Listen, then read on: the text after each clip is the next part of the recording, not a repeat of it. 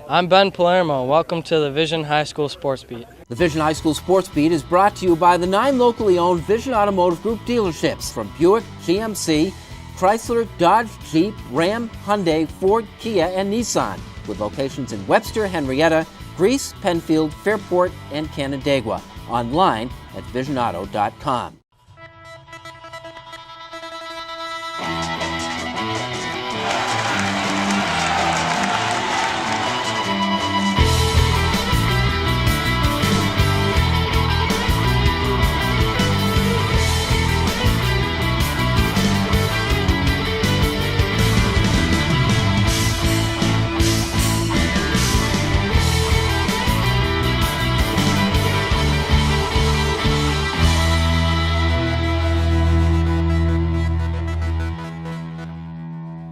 Hello, everyone, and thanks again for joining us at the Vision Automotive Group's High School Sports Beat. I'm Bill Pucko.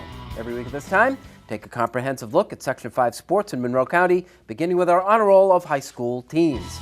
At number 3, we have the Bishop Kearney girls basketball team, which nailed down its 3rd straight Section 5 crown. The defending state Class C champs beat Batavia Notre Dame for the Class B2 championship. At number 2, one more time for that Hilton wrestling team, which produced 2 unbeaten state champions. Yanni Diakomahalis was 43-0 at 106 pounds. Vincent Dupre was 46-0 at 145. And at number 1, East High boys basketball leading the way for a banner year for the city. The Orientals won the Class A1 basketball championship with a 16-4 record. Charlotte won the B1 title. Leadership Academy in its first year claimed B2. Which brings us to Finger Lakes Community College in Canandaigua, where they staged the girls' Section 5 basketball championships. We have 2 of those games. We begin with the AA contest. Gates Chili was the defending Class AA girls basketball champions, one of the truly great teams in Section 5 history. But having lost 2 key players off that team and having lost to their championship opponents by 28 back in December, it was a bit of a surprise to see them back. It's awesome being here. I think if you asked anybody when we first started, where would Gates be? And I don't think anybody thought we'd be here, so I'm really proud of these girls. Despite that earlier one-sided win, Rush Henrietta, the higher seed, recognized the task at hand. Key to the game is stopping Sierra Dillard from scoring a lot, but also keeping in mind the supporting cast. I mean, I thought that Gates won the other night by Dillard's reputation. Hyler was left open for a lot of threes. You can't let that happen. The aforementioned Sierra Dillard has to be seen to be believed, and she went right to work against the Comets, hitting the jumper off the drive fake for an early 7-2 lead. In the second quarter, Samantha Hyler found Dillard for the baseline drive. In addition to scoring 26 points, Dillard added 8 assists, getting the ball to Cedria Thomas. The Spartans, with a 12-0 second quarter run, led Rush Henrietta 19-8. But the Comets didn't get this far by letting a little adversity get to them. Sarah Swayze helped bring the Comets back with an 11-point game. I thought you guys were real good at counterpunching. It was a game of runs. They'd go out ahead, you'd bring them back. Is that how you saw it? Yeah, it's definitely a game of runs, but sadly they had more runs than we did. Rush Henrietta scored the last 8 points of the first half. Dana Watts with the putback. The Comets trailed just 19-16 at intermission. I'd like us to see us get a little more aggressive on the rebound and down at the other end, okay? But you guys settled in, and we were able to weather that storm. It's a game of runs, okay? They made a nice run, we made a nice run back. Now it's who wants it more. Who wants it more, but we got to be patient. Okay? Team out together. In the third quarter, the hero of the win over Penfield in the semifinals got hot. Dillard found Samantha Hyler, who hit the first of her 4 3-pointers. Rush Henrietta owned a 29-20 lead. It took a while, but you got those 3-pointers to fall, didn't you? Oh, I know. I was so nervous, but I stayed confident, and I just wanted to make my team proud.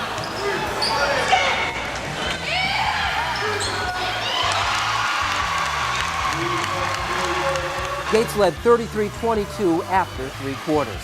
In the fourth, the game's other Dillard, Comets senior guard Zana, drove the lane and was fouled, converting a 3-point play that brought RH back to within 3 at 34-31. We were thinking that we had a chance to get back in the game, and we had a chance to win. We were hyped. Our adrenaline was high, and we we were trying to do everything we could just to get back in the game. But that was as close as they got. Hyler hit 2 more three-pointers, 1 from each corner. The Spartans outscored RH 20-9 down the stretch to win back-to-back championships. Dillard scored 26. You know, this wasn't supposed to happen again, right? Oh yeah, a lot of critics had Dalton Gate shot a lot, but we have a wonderful community. We have wonderful fans behind us. We knew that we can do it. We had to trust in each other, trust in our coaching staff, execute her vision, and we did it tonight. Coming up, the Class A1 final goes to the final buzzer. We have Sutherland and Mercy playing in the ESL Scholastic Sports Spotlight. Hi, I'm John Clark, and this is Vision High School Sports Beat. The Vision High School Sports Beat is brought to you by ESL Federal Credit Union. For more than 90 years, ESL has been investing in the region where we live and raise our families through personal banking, business banking, and wealth management. With ESL's shared commitment to the community and support for local sports and family events, everyone wins. ESL answers to you. Welcome back. Thanks again for joining us on the Vision Automotive Group's High School Sports Beat. I'm Bill Pucko. This portion of the Sports Beat is brought to you by ESL Federal Credit Union. ESL answers to you. Time now for our honor roll of high school athletes. At number 3, Webster Schrader, hockey star Joel Schuler. He had a hat trick in the state quarterfinals as the Warriors advanced to the Final Four in Utica. Number 2, latest a great line of Greece Olympia sprinters. CJ Noble won the indoor 55-meter race at the state championships in Cornell. CJ is a junior. And at number 1, PJ Ransford, Pittsburgh swimming one more time. Not only did Ransford win the state title in his specialty, the 500-yard race, he set a new state record doing it. Which brings us back to FLCC in Canandaigua for the second of our girls basketball championship games. It is the A1 finals in our ESL Scholastic Sports Spotlight. Pittsford Sutherland is an elite team. The Knights barreled through a difficult schedule, winning 17 of their 18 games before winning their first 2 sectional games by a total of 53 points. These girls are really connected. They play well together. Really good combination of inside, outside. You know, we've got some solid guards. We've got some decent post players, and we've got, you know, Liz Greendyke is a really solid player that can play in and out. Mercy doesn't have a Greendyke, but collectively the Monarchs were 15-5. Our team is just, you know, a bunch of players that just play basketball together, and there's, you know, not really one superstar. They're all great players, and hopefully our balance could neutralize that.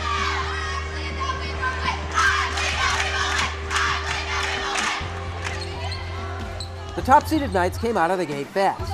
Bailey Axelrod out to Liz Greendyke for 3 and a quick 9-2 lead. The first quarter ended with Sutherland's Santita Ebanglacey following a miss, drawing the foul, and completing the three-point play. The Knights owned a 14-6 lead. Sutherland scored the first 6 points of the second quarter. When Abby Judd rebounded her own miss, the Knights were up 20-6. But Mercy began to chip away. Megan Hobler missed. Angelina Spampanato followed and drew the foul for the three-point play. The Monarchs are back within 7 at the half, down just 22-15. Right now, you guys don't look like you want it.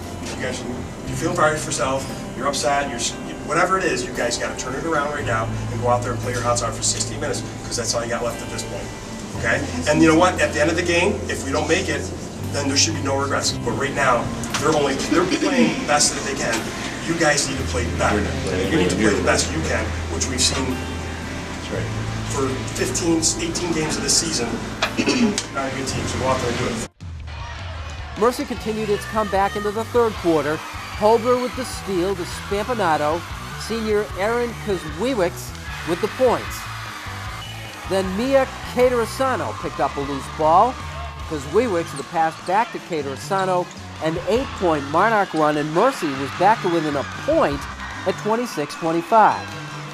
It's a good feeling. Like, when you're going, you just don't know if it's going to go in or not, and when you get to the basket, it's great.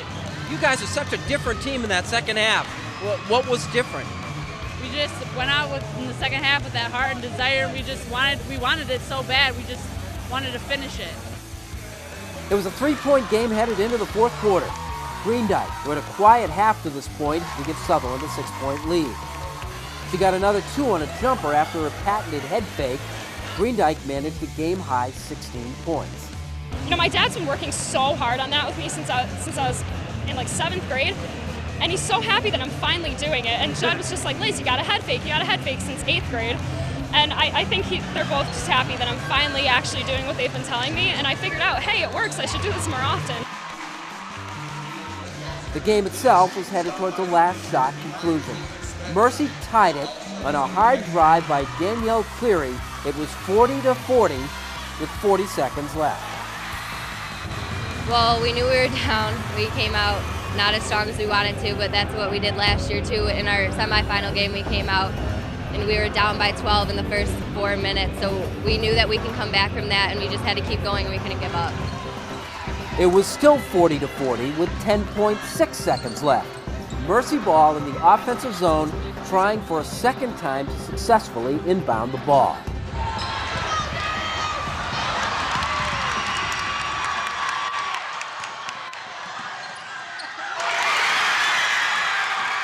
That was the game-winning play. With the inbound pass, I knew that the lob was a possibility, so I was looking out for it. So when I went up to get the ball, I was just hoping in the back of my mind, I was just thinking, you know, don't drop it, don't trip, don't stumble. Just look ahead and hope that someone's there. Because we practice transition and practice all the time. And Allie's job was to run out ahead of me, and that's exactly what she did. We were really hoping to just get to overtime and avoid them getting it into their post. And when Liz got that steal, it was really special. It was definitely different, not expecting it. Then the pass comes to you, and how's that feel? I was really hoping not to miss. I just really wanted to make it and be able to carry that. Is there any feeling like it when a game that tense comes right down to the last shot and it's you? No, it's really special, especially with the team. We've been such a team the entire time, so it wasn't just me. It's everybody together. We all played our hearts out.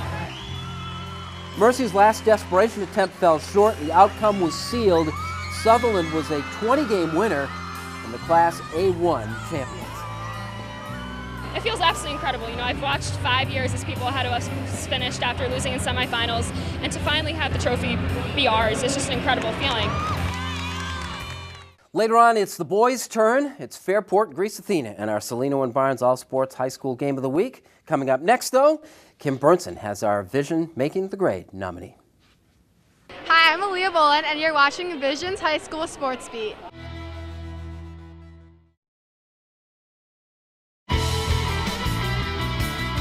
Welcome back to the Vision Automotive High School Sports Beat. I'm Kim Bernsen. Making the Grade is brought to you by the 9 locally owned Vision Automotive Group dealerships, proud to be Rochester's #1 selling automotive group. This week, we honor Bryn Guerry of Red Jacket High School for making the grade. As a junior and 3-sport athlete, Bryn spends her afternoons balancing practice and homework. She's a member of 3 varsity teams, including soccer in the fall, basketball in the winter, and softball this upcoming spring. Her hard work in school has earned her National Honor Society status and a near-perfect GPA. However, the classroom isn't the only place she is making an impact. In an effort to aid world literacy needs, Bryn is currently participating in a project with Books for the World, where she helps gather textbooks, novels, and storybooks to ship out to schools and students in need worldwide. She also helps run her high school's Hoops for Hope basketball tournament, where all proceeds are donated to organizations such as the American Heart Association. Nominated by her basketball coach, Jeff Clark, Bryn Guerry is making the grade. If you have an idea for our Making the Grade segment, a team or individuals making contributions off the playing field, you can contact us at info@classywolf.com. I'm Kim Bernsen, and we'll be back with more High School Sports Beat. Hi, I'm Sarah Bothner, and you're watching the Vision High School Sports Beat. The Vision High School Sports Beat is brought to you by Cellino and Barnes. Car accident? Don't wait. Call 888-8888. Call Cellino and Barnes today. Welcome back to the Vision Automotive Group's High School Sports Beat. I'm Bill Pucko. This portion of the Sports Beat brought to you by Cellino and Barnes, your personal injury attorneys. We figured there were 10 teams capable of winning the Class AA Boys Basketball Championship this year, but when it all played out, it was the top 2 seeds surviving. Greece Athena and Fairport in our Cellino and Barnes All Sports High School Game of the Week.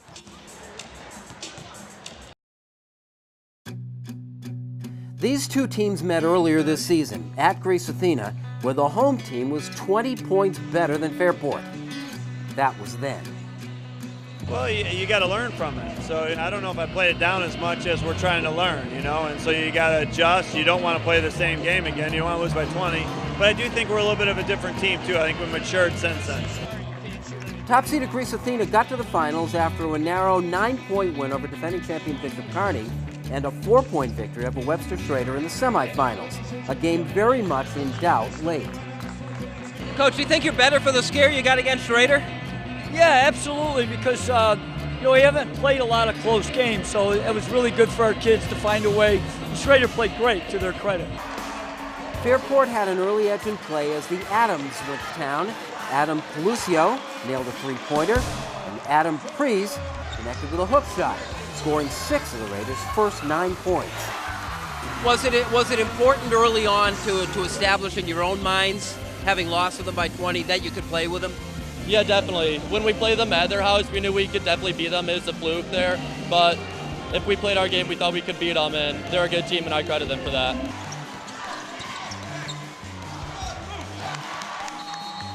Athena led by 3 at the quarter. In the second, Dion Hamilton found Peter Florin for the basket and a foul for the three-point play. The Trojans led by as many as 8. With Anthony Lamb in early foul trouble, Hamilton took over the offense and attacked the basket. Hamilton wound up with 12 points in the first half. But with Prees matching Hamilton's dozen, Fairport was only behind by 4 at the half.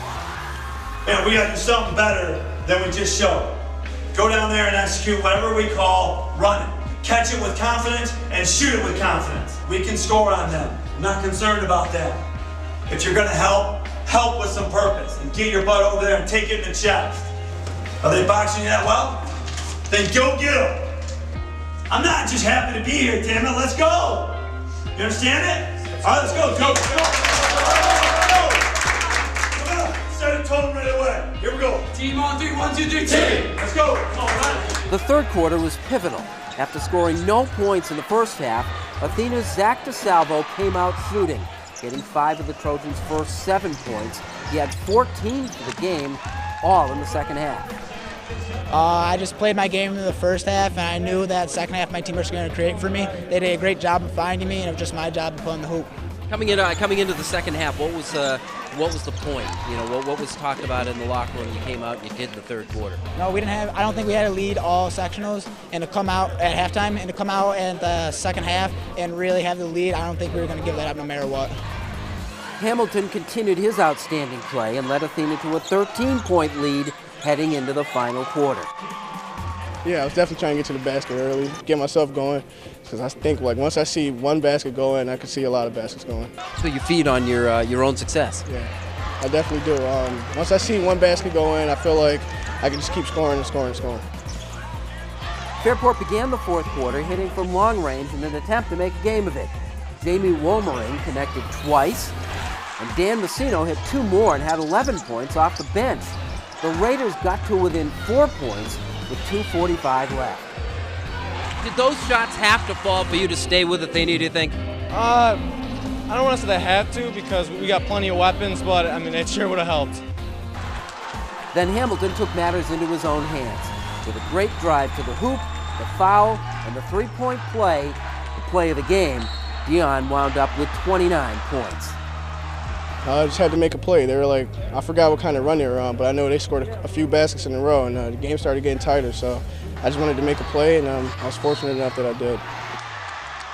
They closed it out at the foul line, and the Trojans wound up with a 72-60 victory and a title in Double-A to go with last year's A1 crown. This class is definitely more competitive, so we wanted to just, I know we didn't get a lot of publicity in the beginning of the year, but I know that now everyone knows that we can probably get to the state championship game, and that's what we're trying to do. We want to thank our Sports Beat sponsorship partners, Ross Cellino and Stephen Barnes, your personal injury attorneys, ESL Federal Credit Union, ESL answers to you, and the 9 dealerships of the Vision Automotive Group. They make the Sports Beat possible. Thanks for joining us, and we'll see you next week.